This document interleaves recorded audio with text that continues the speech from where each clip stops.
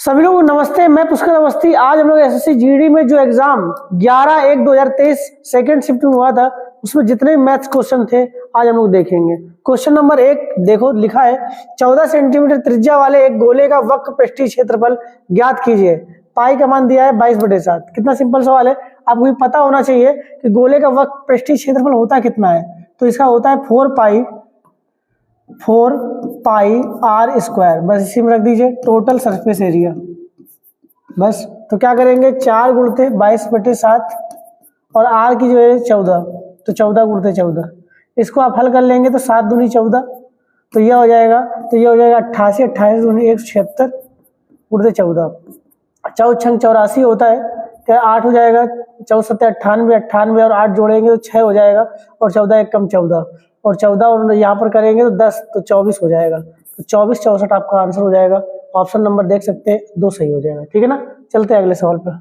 देखिए चलते हैं 2 नंबर सवाल पे। लिखा है एक कंपनी ऋण पर 10% वार्षिक की दर से चक्रवृद्धि ब्याज लेती है। कंपनी द्वारा 2 वर्ष की अवधि के लिए 2,20,000 रुपए की राशि दी जाती है। कंपनी ने प्रत्येक वर्ष के बजाय प्रत्येक छमाही में ब्याज को चक्रवृद्धि किया है। यदि कंपनी ब्याज को वार्षिक रूप से चक्रवृद्धि करती तो उधारकर्ता द्वारा कितना पैसा बचा लिया जाता है। 1 दशमलव स्थान तक पूर्णांकित करें। तो ये ऐसा सवाल है, थोड़ा सा बड़ा है। इसको कैसे करेंगे देखते हैं।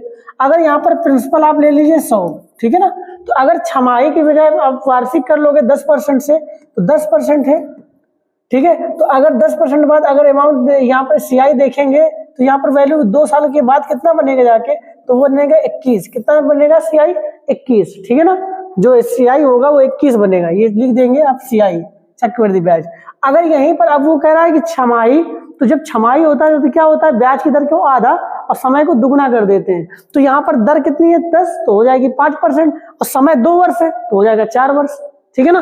तो यहाँ पर 5%, अब यहाँ पर 4 वर्ष में तो जो सीआई होगा, तो अब कितना होगा सीआई, तो ये जब हल करोगे आप तो 21.55 होगा लगभग में, ठीक है ना। याद रखिएगा जब लगभग में इतना होगा, तो यहाँ पर जो अंतर उसने बचाया कितना, दे कितना रहा था 21.55, जबकि 21 दे दिया, तो यहाँ पर बचेगा कितना 0.55। यही आपको निकाल लेना है, याद रहेगा लगभग में निकलेगा, ठीक है ना। तो यहाँ पर 100 की वैल्यू दी गई है। 100 बराबर किसके, 2,20,000 के। तो 1 बराबर किसके, तो 2200 के, ठीक है ना। तो बस 0.55 बराबर, तो 2200 गुणते 0.55, इसको हल कर लीजिए। तो यहाँ पर देखिए दशमलव हटाएंगे, 2 जीरो 2 जीरो 2 जीरो खत्म, 22 पंचे 110 और 22 पंचे 110, और यहाँ पर देखिए जब कैरी 11 आया था तो 121, तो लगभग में यहाँ पर 1210 आया है। देखिए तो यहाँ पर लगभग में ऑप्शन में देख सकते हो कि 1210 के लगभग में कौन है, ऑप्शन नंबर 1 में देखिए 1211 लिखा है, यही आपका सही हो जाएगा, ठीक है ना।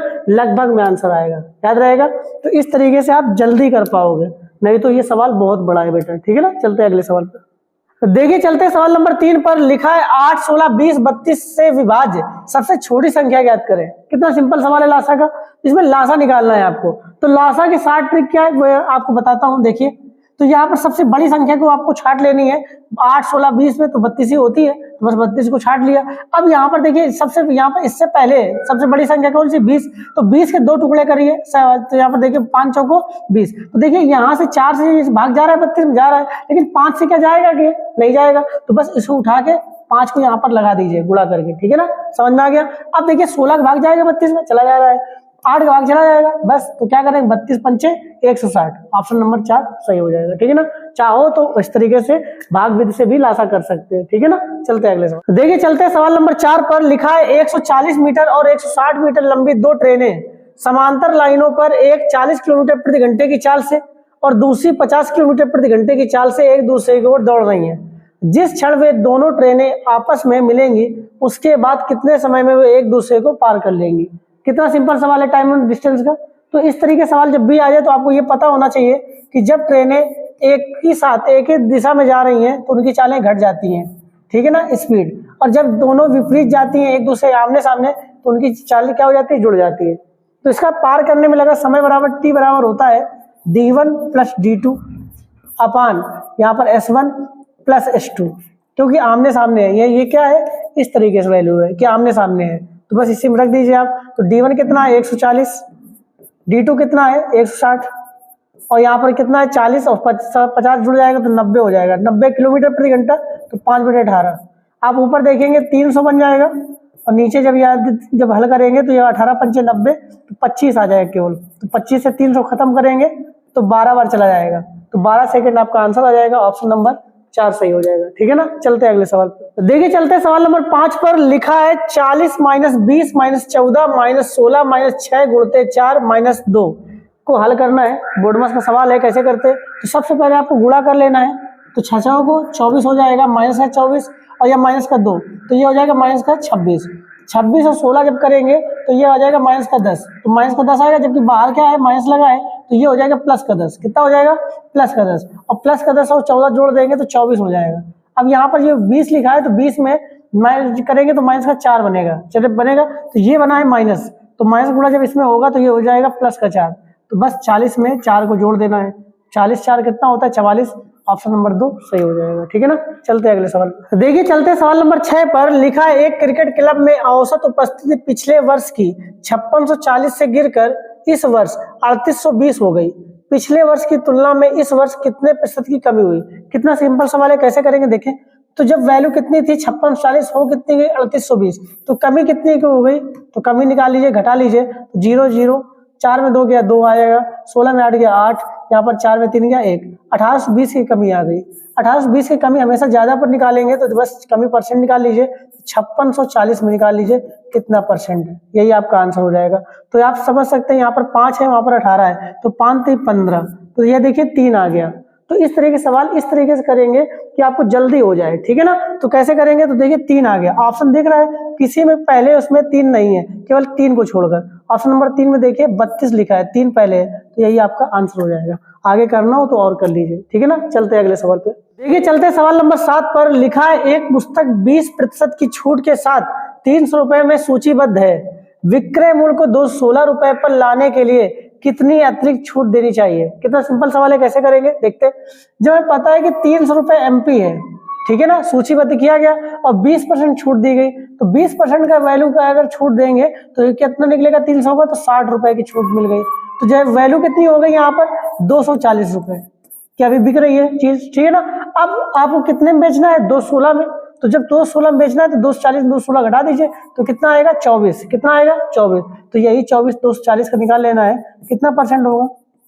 ठीक है ना, तो यही आपका आंसर हो जाएगा। कितना हो जाएगा? 10%।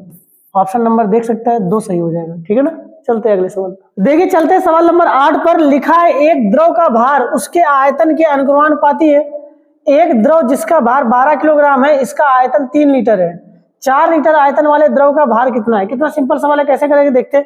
जब हमें पता है कि 12 किलोग्राम है, इसका जो 3 की वैल्यू यहाँ पर देखिए, 3 लीटर का कितना है? 12 किलोग्राम। तो क्या 4 लीटर का नहीं निकाल सकते? तो 3 की वैल्यू 12, तो 1 की वैल्यू कितनी? 4, तो 4 की वैल्यू 16। ऑप्शन नंबर देख सकते हैं 2 सही हो जाएगा। ठीक है ना, चलते हैं अगले सवाल पर। देखिए चलते हैं सवाल नंबर 9 पर। लिखा है 10 व्यक्तियों में से 9 व्यक्तियों ने अपने नाश्ते पर प्रत्येक 15 रुपए खर्च किए। 10वें व्यक्ति ने सभी लोगों के औसत व्यय से 9 रुपए अधिक खर्च किए। उन सभी द्वारा खर्च की गई कुल राशि ज्ञात कीजिए। कितना सिंपल सवाल है, औसत का देखते हैं। तो जब 9 यहाँ पर देखिए 9 लोगों ने 15 रुपए दिए, ठीक है ना, और जो 10वां व्यक्ति है उसने उनका 9 लोगों का उसने एक्स्ट्रा दिया। कितना रुपए दिया? 9 रुपए दिया। तो एक व्यक्ति को कितना एक्स्ट्रा दिया? 1 रुपए दिया, तो वही 1 रुपए यहाँ पर जोड़ देंगे, तो कितना हो जाएगा? 16। अब कितने लोग हैं? 10 हुए, तो 10 का गुणा कर दीजिए, तो 160 आ जाएगा। ऑप्शन नंबर देख सकते हैं 4 सही हो जाएगा। ठीक है ना, चलते हैं अगले सवाल पर। देखिए चलते हैं सवाल नंबर 10 पर। लिखा है अरुण ने संचित से 1,12,500 रुपए में एक लैपटॉप खरीदा। संचित ने लैपटॉप पर 25% का लाभ कमाया। रमन ने 20% के लाभ पर संचित को लैपटॉप बेचा। तो रमन ने लैपटॉप कितने में बेचा? तो आपको याद रखना पड़ेगा, यहाँ पर 2 स्टेप पीछे है, याद रहेगा। तो 2 स्टेप पीछे का यहाँ पर पूछ रहा है, जबकि ये आगे की वैल्यू दी गई है। ठीक है ना, तो जब भी पीछे की वैल्यू पूछे तो क्या करना है? कम और ज्यादा हमेशा नीचे करना है। तो कैसे करना है, हमने कई बार बताया आपको। तो क्या करेंगे? 1,12,500, यहाँ पर पहली बार कितना है? 25% लाभ, तो हो जाएगा 100/125। और दूसरी बार क्या है? 20%, तो 100 ये हो जाएगा यहाँ पर 120। बस इसको आपको हल कर लेना है। हल करेंगे तो 20 से खत्म हो जाएगा, 20 पंचे 100, 20 छक्का 120, 25 से खत्म हो जाएगा, 25 चौको 100, 25 पंचे 125, 5 से 5 खत्म हो जाएगा, और 6 से देखो 2 दूनी 4 और 2 तई 6, और 3 से खत्म हो जाएगा। देखिए 3 त्रिका 9 हो जाएगा, 3 7 21, 3 5 15। अब इसका गुणा कर लीजिए, तो 2 पंचे 10, 2 सत्ते 14, 1 15, यहाँ पर 3 और 2 3 6 1 7, तो आपका आंसर देखिए 75,000 आपका आंसर हो जाएगा। ऑप्शन नंबर देख सकते हैं 3 सही हो जाएगा, ठीक है ना।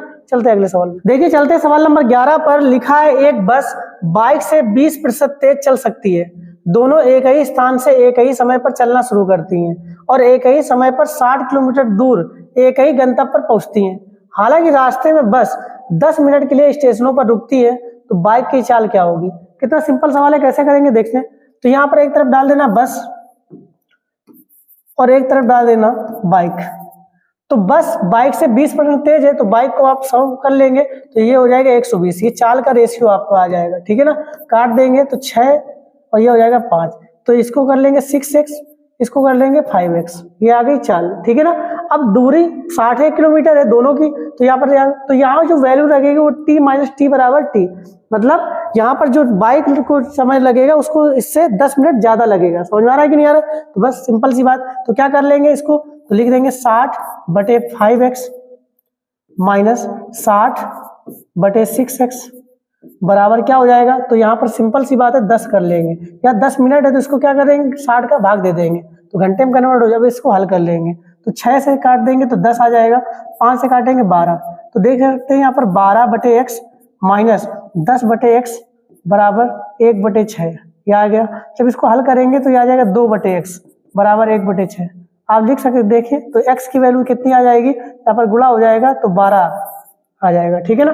अब वो पूछ क्या रहा है कि बाइक की चाल क्या होगी, तो बाइक की चाल हमने क्या मानी थी, यहाँ पर ये बाइक की चाल है तो 5x मानी थी। कितनी मानी थी 5x, तो 5 12 पंचे 60, तो 5x 5 गुणते 12 कर देंगे तो 12 पंचे 60, 60 किलोमीटर प्रति घंटा आपका आंसर आ जाएगा। ऑप्शन नंबर 1 सही हो जाएगा, ठीक है ना। लिखा है एक दुकानदार 55 टाफियां बेचकर 11 टाफियों का लाभ अर्जित करता है, अर्जित लाभ प्रतिशत ज्ञात कीजिए। कितना सिंपल सवाल है, यहाँ पर लिखा है 11 टाफियों का लाभ, याद रहेगा यहाँ पर 55 टाफी बेचकर, तो ये है एसपी है और ये क्या है प्रॉफिट है। तो जब एसपी दिया प्रॉफिट दिया तो क्या नहीं दिया सीपी, तो सीपी जब यहाँ पर प्रॉफिट हो रहा है तो सीपी कम होगा ज्यादा होगा, आपको पता होना चाहिए कम होगा, ठीक है ना।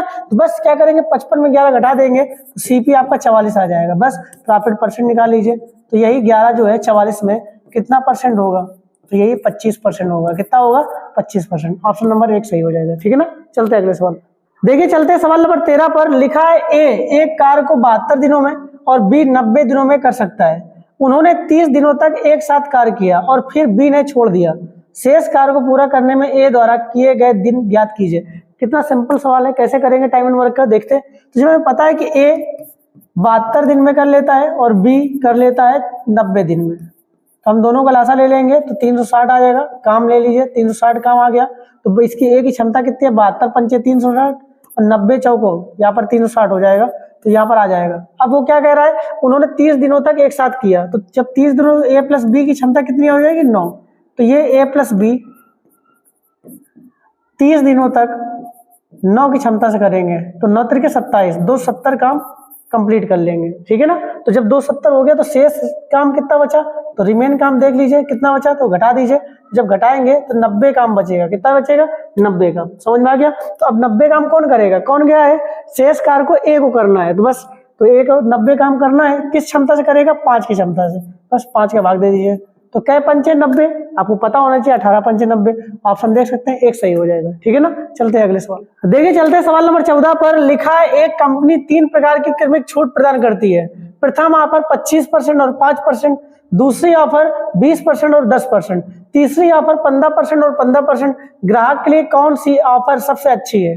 तो इस तरीके के सवाल जब भी आपको मिल जाए तो आपको पता होना चाहिए कि यहाँ पर देखिए सब ऑफर क्या है, समान योग है। देखिए 25 5 जोड़िए 30, 20 10 जोड़िए 30 और 15 15 जोड़िए 30। तो जब भी योग समान हो तो आपको याद रखना है कि जिसका अंतर सबसे ज्यादा हो, ठीक है ना, तो वही ऑफर सबसे अच्छा होगा, याद रहेगा। तो देखिए 25 5 अंतर 20, 20 और 10 अंतर देखिए 10 और 15 15 कोई मतलब ही नहीं, तो यहाँ पर 25 और 5 जो होगा याद रहेगा यही ऑफर सबसे अच्छा होगा। तो पहला ऑफर सबसे अच्छा है। ऑप्शन नंबर देख सकते हैं 3 सही हो जाएगा, ठीक है ना। चलते हैं अगले सवाल। देखिए चलते हैं सवाल नंबर 15 पर। लिखा है ए एक कार को 20 दिनों में कर सकता है और बी उसी कार को 24 दिनों में कर सकता है। ये दोनों एक साथ कार्य करते हैं तो उन्हें कार पूरा करने में कितने दिन लगेंगे। कितना सिंपल सवाल है, टाइम एंड वर्क का देखते हैं।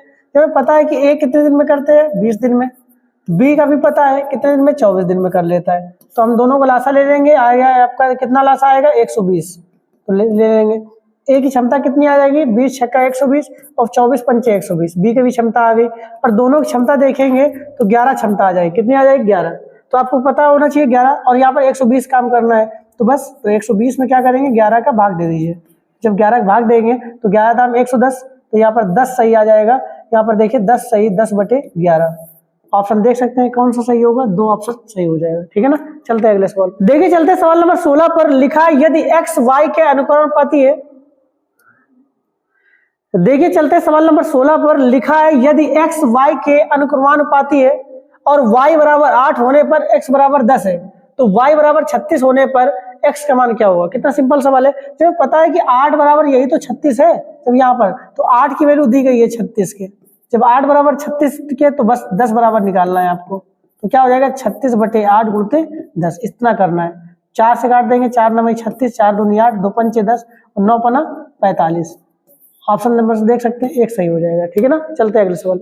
देखिए चलते हैं सवाल नंबर 17 पर लिखा है किसी संख्या में 30% की वृद्धि करके पुनः 30% की वृद्धि की जाती है, मूल संख्या की पुनः प्राप्ति के लिए बढ़ी हुई संख्या को कितना प्रतिशत कम किया जाना चाहिए। कितना सिंपल सवाल है, कैसे करेंगे देखते हैं। तो जब भी इस तरह के सवाल मिल जाए तो आपको 100 वैल्यू पता होनी चाहिए। तो इसमें 30% वृद्धि करेंगे तो हो जाएगा 130, और 130 का 30% जब निकालेंगे तो हो जाएगा 39, तो जुड़ जाएगा तो 169 हो जाएगा, ठीक है ना बेटा। तो यहाँ पर 169 वैल्यू बन गई। अब 169 वैल्यू को फिर 100 बनाना है तो 69 तो कम करेंगे, तो यही 169 पर लिख देना है। कितना परसेंट होगा क्लियर कर लेना है। तो यहाँ पर देख लीजिए 69 169 का, तो ऐसे काटने पर तो नहीं आएगा, डायरेक्टली इसको हल करना पड़ेगा। तो हल करेंगे तो क्या होगा 69 100 में भाग देना है 169 का, ठीक है ना। तो यहाँ पर कितने बार जाएगा 4 बार जाएगा। यहाँ पर देखो 169 चौको होता है 676 बेटा। जब हल करेंगे घटा देंगे तो 4 आएगा 1 आएगा। अब कैरी लेंगे 0, कैरी लेने पर भी देखिए भाजक से कम है तो क्या करेंगे भाग रखाई 0 हो जाएगा। ऑप्शन देख सकते हैं कहीं पर भी 40 नहीं है, केवल 1 को छोड़कर, ऑप्शन नंबर 1 यही आपका आंसर हो जाएगा। चाहो तो पूरा कर लीजिए, ठीक है ना। चलते हैं अगले सवाल पर। देखिए चलते सवाल नंबर 18 पर लिखा है 2 वर्ष पहले जमा की गई 10,500 रुपए की राशि पहले वर्ष के दौरान 10% वार्षिक और दूसरे वर्ष के दौरान 12% वार्षिक दर पर हो जाएगी। तो यहाँ पर लिखा है ब्याज वार्षिक रूप से चक्रवृद्धि किया गया हो। तो आपको इस तरह के सवाल मिले तो कैसे करेंगे, तो आपको याद रखना है तो 10,500 रुपए, ठीक है ना। तो यहाँ पर क्या है पहले वर्ष कितना 10% तो हो जाएगा 110/100, और दूसरे वर्ष कितना है 12% तो 112/100। बस आपको इसी को हल कर लेना है, ठीक है ना। तो यहाँ पर देखिए 1 2 3 1 2 3 3 0 3 0 खत्म हो जाएंगे।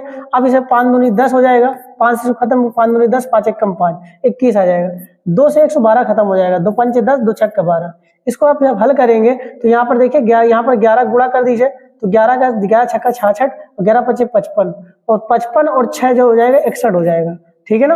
अब यहाँ पर कर देंगे 21 का गुणा, 21 छक्का 1 26 होता है, 6 कैरी लेंगे 12 और 21 1 कम 21 तो 12 जोड़ देंगे 33, 3 आ जाएगा कैरी 3 और 21 छक्का 1 26, 26 में 3 जोड़ देंगे तो 129 आ जाएगा।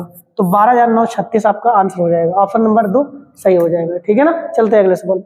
देखिए चलते सवाल नंबर 19 पर लिखा है यदि एक दुकानदार 80 रुपए प्रति किलोग्राम और 95 रुपए प्रति किलोग्राम की 2 प्रकार की दालों को 2:3 के अनुपात में मिलाता है तो मिश्रण का औसत मूल्य क्या होगा। कितना सिंपल सवाल है, कैसे करेंगे देखिए। तो जब हमें पता है एक रेट है 80 रुपए और एक रेट है 95 रुपए, ठीक है ना। तो 2:3 के अनुपात में मिलाता है तो इसको 2 kg मान लीजिए इसको, और इसको 3 kg मान लीजिए मिला लीजिए। तो इसका गुणा कर दीजिए, तो गुणा जब कराएंगे तो आ जाएगा 160 और इसका गुणा जब कराएंगे तो 285 आ जाएगा। कितना आ जाएगा 285, दोनों को जोड़ दीजिए तो यहाँ पर टोटल अमाउंट आ जाएगा कितना रुपए तुमने खर्चा किया। तो ये आ जाएगा 5 8 6 14 और ये 445 आ जाएगा, ठीक है ना। तो यहाँ पर इतने रुपए खर्चा किया। अब टोटल यहाँ पर कह रहा है औसत मूल्य क्या होगा, तो भैया औसत मूल्य कितना होगा, तो ये कितना केजी है 3 kg, ये 2 kg, तो 3 2 कितना हो गया 5 kg। तो बस 5 का क्या कर देंगे भाग दे देंगे, 5 का भाग देंगे तो 5 40 यहाँ आ जाएगा और 5 9 45, 89 रुपए आपका आंसर हो जाएगा। ऑप्शन देखिए 3 सही हो जाएगा, ठीक है ना। चलते अगले सवाल पर। चलते सवाल नंबर 20 पर लिखा है यदि किसी घन के सबसे लंबे विकर्ण का माप √432 सेंटीमीटर है तो इसका आयतन ज्ञात कीजिए। तो आपको ये पता होना चाहिए कि घन का विकर्ण क्या होता है। होता क्या है बेटा a√3, क्या होता है a√3, और यहाँ ये वैल्यू दी गई है 432 रूट में, ठीक है ना। तो a√3 और ये आपको पता होना चाहिए 432 जो है 144 का 3 गुना है, तो आप इसको लिख सकते हैं 144 गुणते 3। इसको समझाने के लिए हम इसको लिख रहे हैं, नहीं तो वैसे हम सीधे कर देते। तो a√3 बराबर ये क्या हो जाएगा, 12 बाहर निकल आएगा और √3 आ जाएगा, तो √3 से √3 खत्म हो जाएगा, a की वैल्यू कितनी आ जाएगी, 12 आ जाएगी। ठीक है ना, समझ में आ गया होगा। तो अब क्या करना है, आयतन निकालना है। तो आयतन क्या होता है, a³, घन का आयतन क्या होता है a³, बस इसे हम 12 का क्यूब कर देंगे। आपको ये 12 का क्यूब पता होना चाहिए कि 1728 होता है। कितना होता है, 1728। ऑप्शन नंबर 4 सही हो जाएगा। ठीक है ना, आशा करता हूँ यह वीडियो आपको पसंद आएगा। पसंद आए प्लीज इसे लाइक करें, शेयर करें और हमारे चैनल को जरूर सब्सक्राइब करें। हम लोग मिलते हैं नेक्स्ट वीडियो में। हैव नाइस टाइम सबको।